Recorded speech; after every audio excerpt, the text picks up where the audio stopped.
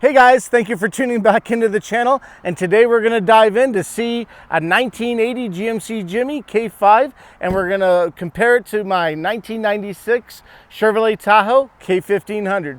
You don't want to miss it, so stay tuned.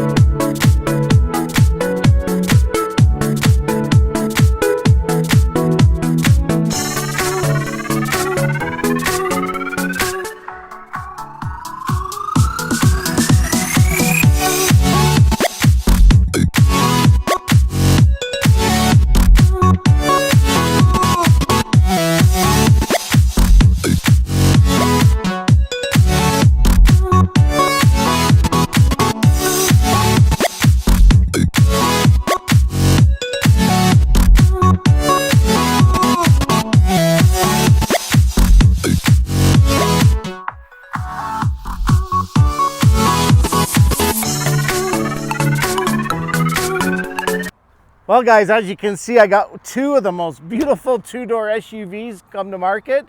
General Motors entered the two-door SUV in the late 60s in the 1968 Chevrolet Blazer, and it quickly exploded the market, so much so that we had a lot of other manufacturers follow suit.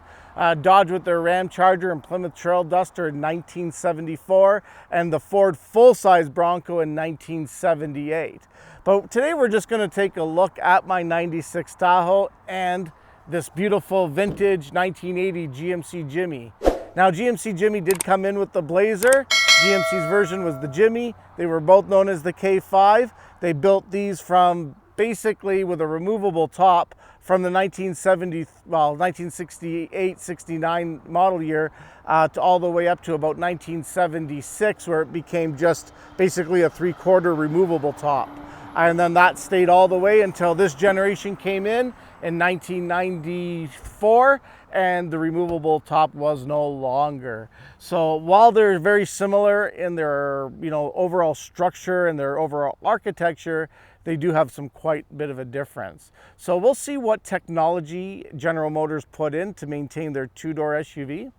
By the time this one ended in 1999, the two-door SUV, the full-size two-door SUV, went away.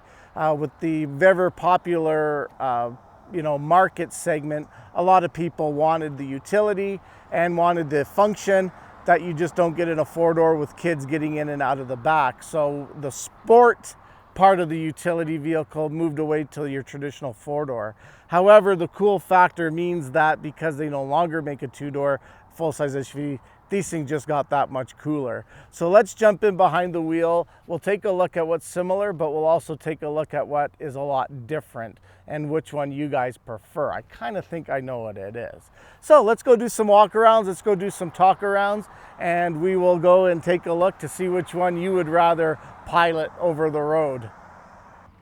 Well guys, as we can see, the two vehicles, although they are similar, keep in mind, mine is the WT package, which is very rare. It's called the work truck package. And this front end is probably the last front end that is the most old school on the OSB. And the OSB is old school body. It'll be the last one with the glass headlights, the traditional grille, chrome bumpers. By this time, this was very aged look. It was very reminiscent of the old Jimmys and Blazers. However, dimensionally, this is more of a boxy upright design, where General Motors, by the time they went to the new K1500 series, they went to more of a lower, more aerodynamic line, obviously to improve quite a few areas in terms of noise, fuel efficiency, and give it more of a modern look. The Jimmy and the Blazer, although they made them till about 93, were very aged, and you're buying something that, you know, was very prehistoric at that time by the time they went away to go to the new style. But as you can see, they both have basically upright looks. They basically have the same type of hood design, except this one again is more blocky. They went away with the stand-up hood ornament, which some of them did receive. Now the 1980 does have the single headlights. I think in 81, especially on the Blazer, they went to a stacked style with a different grille, but you can really see the similarities when they were designing these. They weren't that much different. Let's go pop over the hood before we go into the interior and a couple of the hatch, and we'll kind of take them apart and see what you guys think with a toe-to-toe comparison. Well guys, under the hood of the Jimmy lies a 350 cubic inch 4-barrel V8. Not too sure the horsepower ratings in these years. It would probably be around the 150 horsepower rating. Again, they were down due to emissions, fuel conservation, and in 1980 the economy wasn't all that great, so they were detuning them. But as you can see, you can have a lot of room in here for either a bigger power plant or a major upgrade. Very popular with an upgrade would be an LS engine. Due to the popularity and the awesome reliability of the LS, it would make a good candidate if you wanted to kind of bring this up into the more modern era. This 350 cubic inch will be equipped with flat tappet engines. So if you do drive something of this vintage, be careful on the type of oil you use. Make sure that it would have the zinc content for the flat tappet. So either move to a high zinc content hot rod motor oil. I know Lucas has it. Or you can go to like a Shell Rotella diesel oil with the same viscosity to preserve those flat tappets. But again, you got everything under the hood, from your wheel, spare wheel jack and everything else, and a ton of space. This one I can tell just has the regular duty suspension. It's not the quad shocks that some of them did come with, which improved a little bit in the off-road drivability and trailer towing. Now under the hood of mine, you can see it's stuffed a little bit more. Again, that could be the dimensions of the outer body, but mine is also equipped with a 350 cubic inch V8, same type of family as the one in the 1980 Jimmy, but this one is the Vortex. This would be the last this would be the last 350 cubic inch V8 produced before the introduction of the 5.3 LS. So the Vortex would be the most popular and the most powerful of that family 350, maybe excluding some of them that were prior years made in the Corvette. But this one produces 255 horsepower and 330 foot-pounds of torque. This one is a roller cam engine, so my oil needs are just your regular oil. It is compatible. I use, like I said in my last video, I use the Shell motor oil with a factory GM oil filter. That's just my preference. As you can see, it's a little bit more compact under the hood, but serviceability is still excellent. And we can't really see some of the suspension, but my suspension is the torsion bar, which that's going to be the major difference when we go underneath it. The front ends, that would probably be the biggest departure other than the body style. Well, welcome to old school square body look. This dashboard is still right out of the old school square body pickup trucks. They just basically use the same platform, but here we have a full amount of gauges from the starting off in that corner there, closest to the driver's side door. The left side would be your voltage gauge. Then we go to the oil pressure, and at the bottom is your temperature, and then some warning lights. We have a wiper and the headlight switch, and we go into our speedometer and fuel gauge. From there, you'll get your HVAC controls. That's your heating and air conditioning. This one does not have air conditioning. And then your AM, FM stereo, and that is your traditional old school. This one also does have tilt steering and your signal and gear selector. It's very basic. There's no vents on that side. You do get bucket seats, center console, and then the perfect floor shift four-wheel drive. I believe these were shift on the fly at that time, not too sure. Again, this is a partly removable roof. You can see that the top headliner is going, needs a restoration after 41 years, anybody would. But the best part of it is, and it's still continuing to the same, is that beautiful panoramic view of the rear. It's just so nice. And again, this one is a removable top. You've got nice armrests in the back with a full bench seat. Again, pretty nice, and this is a nice standard console, and it even has the wonderful GMC logo. Looking out, you can command the road with that nice bold front end with the stand-up hood ornament. Let's go in the back and wind out the window. This is going to be one of the cooler parts of this truck. So getting to the back end side of the truck is actually pretty cool. Some of them did have power keys that the window would go down. Again, in my truck, you'll see that that's no longer the case. But let's see how you get into the back of the K5 Jimmy. So here we have, I had to fool around with it a bit. So this window does come down, and then you could use the hatch, and it's just kind of a folding tailgate design. So it's basically a window winder. And you just wind the window down with this. Might be a little bit stuck. I don't want to break anything. I kind of tried it before I can go. So that'll give you access to the back, so you don't have to put the you don't have to basically put the tailgate down if you just want quick access to it. Spare tire is still mounted in that location, and the handle to move it, it might be locked. Could be just jammed.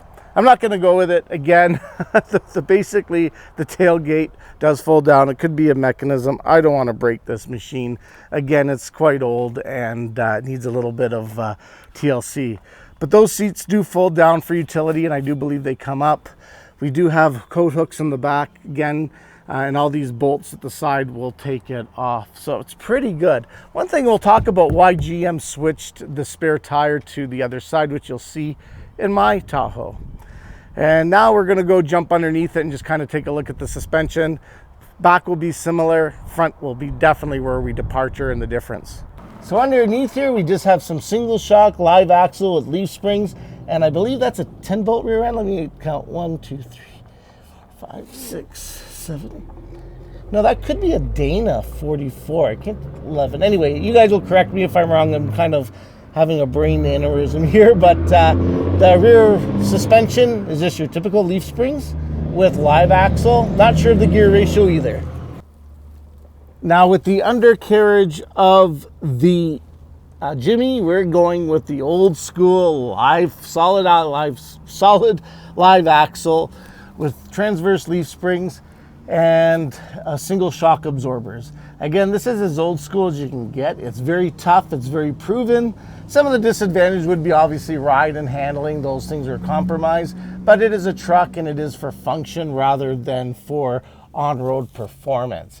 So that's where this is really getting the cool factor. Very easy to do lifting, very easy to modify, and again, offers that old school usability and durability.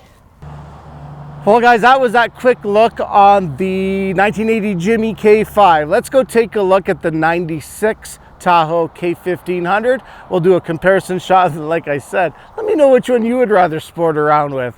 Nostalgia is nice, but it does have some disadvantages. However, you can't, discount that cool factor. So let's jump behind the wheel of mine and see what we've got and do the comparison. Well guys, jumping behind the wheel of my 96, we can see that General Motors really put a lot of differences. There's actually no similarities at all except for one, and we'll point it out. We've got kind of a funky little cup holder style here on the dashboard, and that looks pretty cool. It's got a full-size dashboard. This one you'll get vents coming here. Again, we're going with more functionality with cup holders where you didn't really get that in the 1980. A lot more cubby holes. This one does have air conditioning, AM FM radio, again with cassette, again time period correct. Again, full gauges. This one here has exactly the same amount of gauges that you will have in the Jimmy, except I do have a RPM gauge. Have light switch, dome lights, and everything else. This one is equipped with a driver's side airbag, and we do have a little bit more convenient switches here with a rear wiper washer and a rear hatch.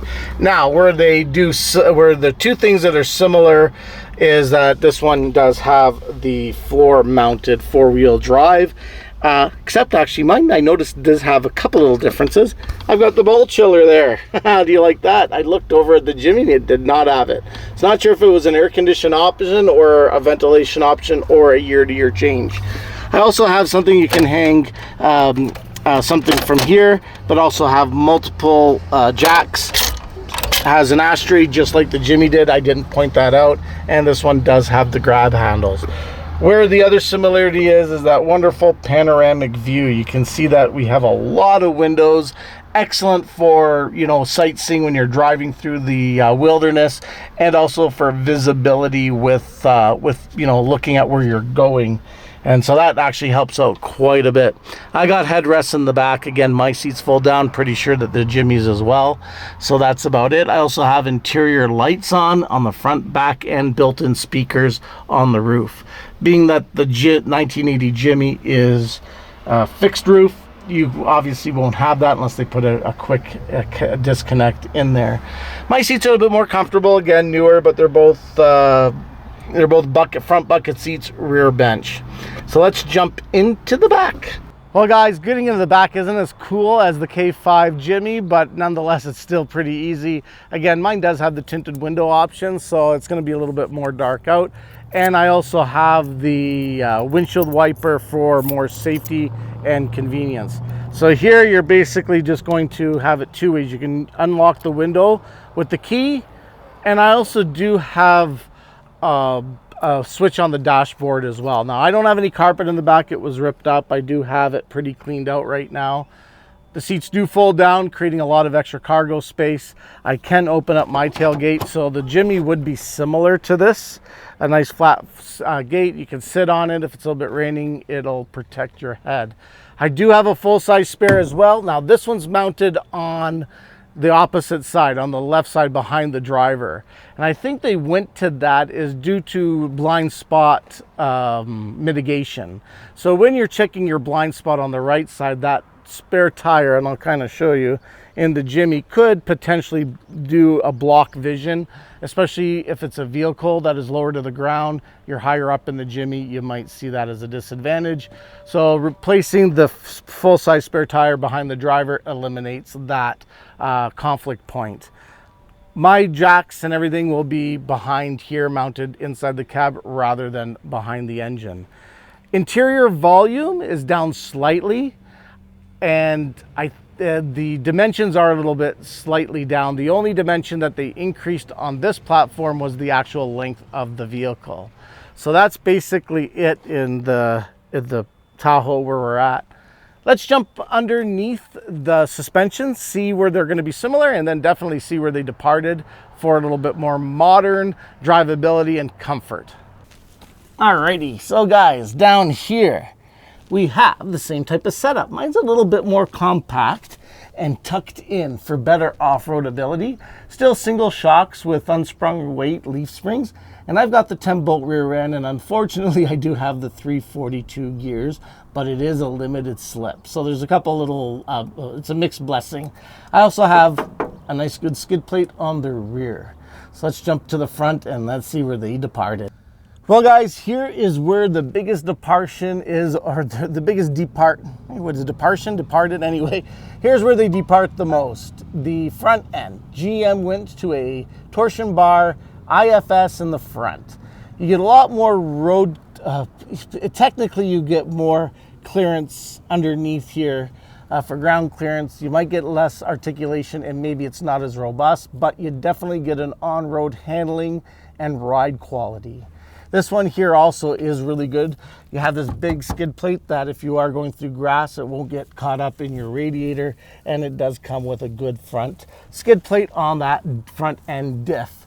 So yeah, guys, that's basically where this is. Now again, it could be a weak point if I'm gonna really lift it up and put a lot of tires versus the older school GMC Jimmy. Doesn't give you that cool factor, but also gives you a little bit more function. And like I said, one other thing I miss is they both come with really robust tow hooks and a little bit different style. But again, they're very functional and they're very highly usable when you're using them to, mount to get an unstuck truck. Well guys, I really hope you enjoyed that. Let me know which one you preferred. Would you rather go old school, or do you need a little bit more modern convenience for, less fatigue driving over long periods of time? It's going to be a very subjective answer. There's no right or wrong. There's advantages and disadvantages in each platform. When you're talking about nostalgia though, you can't go wrong with the old school. So I'd like to thank Randy, who's the owner of Fountain Tire, for letting me film his 1980 GMC Jimmy K5. This will be restored. He's not planning on selling it. It's going to go back to its original beauty one of these days. So I would like to thank him for allowing me the opportunity to go and film and to check his cool Jimmy K5 out. Can't wait to see the finished product once he does restore it. So guys, if you're new around here, feel free to hit like and subscribe, and let me know which one you would prefer to roll around in. And again, if you're new, hit like, hit subscribe, and we'll catch you on the next episode of Cordetti Motorsports. Guys, have a great weekend, and I'll catch you on the next episode.